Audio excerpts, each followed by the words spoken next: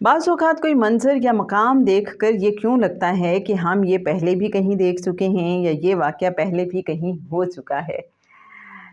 جناب السلام علیکم، آپ بتائیے کہ کیا آپ کو بھی کبھی ایسا لگا، جسے بہت سے لوگ ڈیجا وو بھی کہتے ہیں، ہر ایک کی اپنی ٹرمز ہیں، اور اس کو انگریزی میں کہتے ہیں آلریڈی سین۔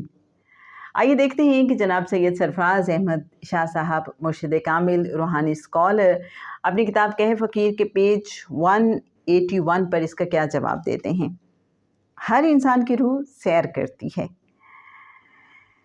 جسے روحانی سیر کہا جاتا ہے۔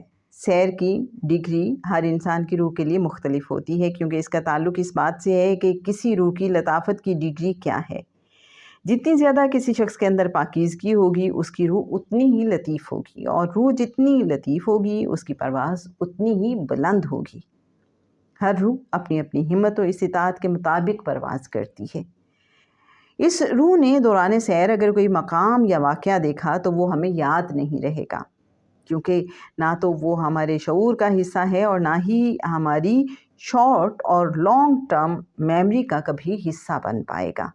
لیکن ہوگا یہ کہ جب کبھی زندگی میں ہم اس مقام کی سیر کریں گے یا وہ واقعہ ہماری زندگی میں پیش آئے گا تو ہمارے اندر ایک ہلکا سا احساس جاگے گا کہ یہ جگہ ہم پہلے بھی کہیں دیکھ چکے ہیں اور یہ واقعہ پہلے بھی کہیں ہو چکا ہے، کیونکہ روح بہرحال ہماری ہے اور ہمارے جسم کے اندر موجود ہے۔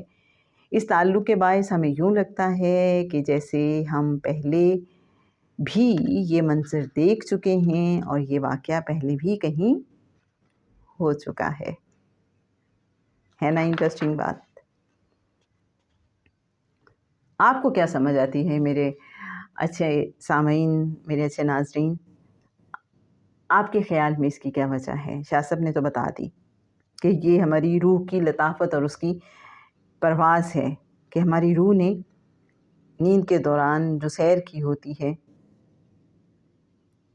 وہ کہیں ہمارے لاشعور کا حصہ بن جاتی ہے۔